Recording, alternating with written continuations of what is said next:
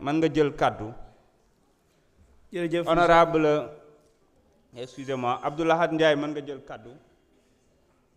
Le prochain. waaw jërëjëf monsieur le président honorable député chers collègues ñoo ngi leen di nuyu monsieur le ministre ak seen collaborateurs yi ngeen àndal ñoo ngi leen di nuyu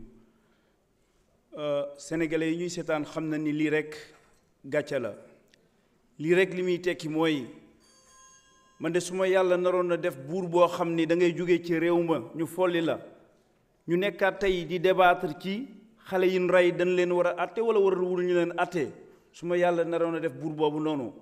yàlla na ma dëkkee di ma alak mais vraiment li honte la ruslu na nga jiite réew fukki at ak juróom fukki at ak ñaar dem tey débat bi nekk ndax dañuy atte ay gone yu ñu rey ak yu ñu reyul li wolof nag di wax ñetti expression yoo xam ne fële sa njàmbur dañ koy wax bu njëkk bi mooy boroom dëj moo mën a jooy dëjam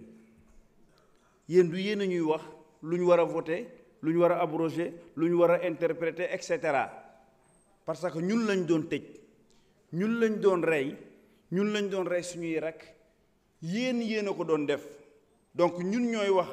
nuñ koy baalee nuñ koy defee ak naka lañ koy defee donc yéen waru leen wax dara baale nag dafa am ci àdduna fépp honorable député Omar Bamba wax na ko léegi boo demee Chili boo demee Espagne ba fa dictateur bu bon boobu góor gu mel ne Macky Sall jógee muy Franco boo demee Afrique du Sud bi ñu jógee ci apartheid dañoo baale mais organisation internationale yi yépp dañu leen a toppaat def pression ci ñoom ba li ñu àtte woon ñoo xam ne ay crime lañ defoon dañ leen a àttewaat tey Sénégal loolu lay bañal réew mi ñii nga xam ne ñooy njiit yi ak ñun ñi nga xam ne ñooy député yi loolu la ñuy bañal réew mi bëgguñu ñu toppaat Sénégal di leen def pression ngir ñu àtte ay crimes yoo xam ne si nii ay crimes contre l'humanité la yenn yi sax ñu ma leen a tudde ay crimes de guerre looloo waral tey ñu taxaw fii di wax naka lañ koy defee kon te it sénégalais yi ñuy seetaan sénégalais yi ñoom la ñuy waxal yéen bu doon yéen rek président tey kàddu gi day bari ndax ñi inscrire bari na plus de 8 heures de débat mais ñoom taxuñu ñun sénégalais yi la ñuy waxal kenn ku taxaw di wax fii dégg ngeen ñuy wax wolof ñii di wax séeréer ñii di wax pulaar parce que waxuñoo ak yéen tontu bi mën naa ñàkk ndax waxuñoo ak yéen sénégalais yi la ñuy waxal ñi nga xam ne ñoo ñu yónni fii am na député léegi bu fii laaj naan yéen ñi fi nekk xamu leen dara yéen ay ñan mais fii ñi fi nekk nag ñooy waa Sénégal ñii ils étaient avec le peuple Saliou Dione mais doon wax léegi contrôleur des impôts la ma nga woon bureau am doon liggéey bu manifester jógee mu manifester génn xeex Mounass Dieng mais moo sempi ndaw sene woon fii di tappale ñu naan ko Ami Ndiaye ñiibi moo ko teggee ñiibi yëkkati ko ba sa kaw dóor ko ci suuf ma nga nee toog enseignante la ci salle de classe la nekkoon Mouhamed Souare ngi nii commerçant la mu ngi woon ci business am man mii di wax ak yéen ingénieur la maa ngi woon ci sama entreprise internationale di liggéey tere nañ ma dugg ci réew mi lu mat juróom benn weer yoo xam ni bu dul woon sama sëriñ ba maa ngi koy sant sëriñ Sidi Mbacke mu sëñ Abdou Lahad moo tax mu mën a duggaat Sénégal moo ma ñaanal njëkk ñu mën a effacer sama tur ci ñi defoon ci aéroport bi loolu nag tey duñ ñëw fi di ko wax ngeen bëgg ñoo indil ay wax joo xam ne yéen waxuñoo ak yéen sénégalais la ñuy waxal journaliste yii di seetaan bokk na ci ñi nga xam ay victime lañu Waly Dione mais may séenee Seneweb ku ne gis na vidéo bi nga xam ne alkaati yi doon ko brutaliser ma nga nee toog tey mi ngi ñuy fii tey toppaat lii kon yéen waxuñu ak yéen kon nag président wax ji tey dina bari mais ñiy wax waxuñu ñi wax sénégalais yi la ñuy waxal dama bëgg ñu xam ni aujourd'hui nous sommes appelés à nous prononcer sur un texte fondamental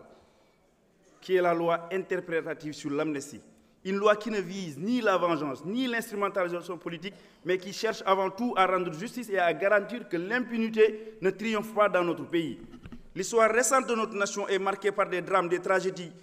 humaines insupportables. Des familles ont été brisées, des innocents massacrés, et trop souvent les auteurs de ces crimes ont échappé à toute responsabilité. Ces atrocités commises avec brutalité inouïe ne peuvent pas rester sans réponse. Loolu dafa war a leer. Donc chers collègues, li ma lay wax nii leen cette loi bénéficie du soutien massif du peuple, des organisations de défense, des victimes, des anciens détenus. Amnesty International, dont l'engagement en faveur des droits de l'homme est reconnu mondialement, a largement contribué à documenter ces crimes et à exiger des comptes. Aujourd'hui, nous avons l'opportunité de répondre à cet appel. Voter cette loi, c'est refuser que les nervis et autres exécutants de la terreur continuent à jouir de l'impunité. C'est raffermir notre attachement aux valeurs fondamentales de la justice, de l'état de droit. C'est donner une voix aux familles qui réclament justice et la reconnaissance et leur souffrance. Honorables députés, nous avons le choix de faire, nous avons aujourd'hui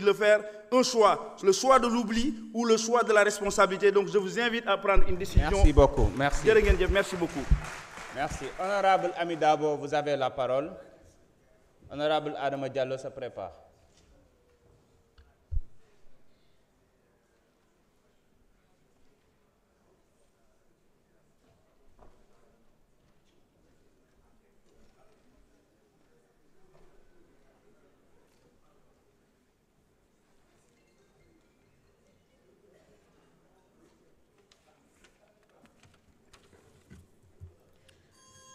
Asalaamaaleykum monsieur le président ñu ngi nuyu ministre yi fi teew ak seen collaborateurs yi di nuyu sunu honorable député yi di leen baalu ak ci julli bi ñu jógee di ñaanal sunu disparu yi ci manifestation yal na yàlla xare àjjana suñu xool tooy na yal na suuf sedd oyof seen kaw donc li ñuy indi tey nekkul ne dañuy innover di indi lu bees wala di remettre en cause le droit existant. Il s'agit d'une clarification essentielle conformément aux principes fondamentaux du droit pénal et à l'exigence de justice attendue par nos concitoyens. Donc sénégalais yépp lii la ñuy xaar tey ci njalbeen depuis le début du processus législatif sur cette loi d'amnistie, sur une position sans géoul. Les crimes de sang, les infractions les plus graves, les meurtres, les tortures doivent être impérativement expulsés du champ d'application de cette loi d'amnistie. Crimes de sang yi, tortures yi ak meurtres yi kenn waru ko amnistier, waru bokk ci loi d'amnistie bi. C'est une position en tant que représentants du peuple dafa leer. Nous ne pouvons pas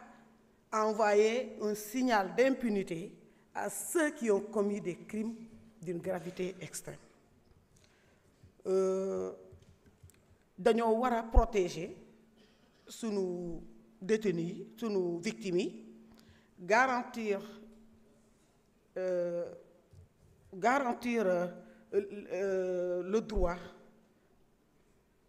à tous. Voilà. Ñu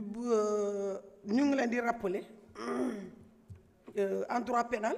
l'interprétation des textes doit être stricte, conformément au principe de l'égalité criminelle, tant consacré par l'article 4 du Code pénal que par l'article 7 de la Charte africaine des droits de l'homme et du peuple. Suñu collègue Amadou Ba dafa déglu la préoccupation des Sénégalais et des experts en droit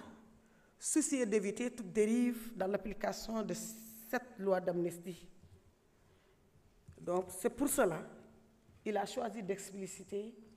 les infractions concernées, notamment la Convention contre la torture qui interdit toute amnistie pour ces crimes. Mu nekk choix bu ànd ak responsabilité, un choix de justice ak choix bu cohérent. Ñu ngi la ci félicité bu baax a baax l'honorable député Amadou Ba di rafetlu sa taxawaay bi te regretté wu ñu ni ñu la fi amee. Chers collègues, l'histoire retiendra qui dans cette assemblée a choisi, n'est-ce pas?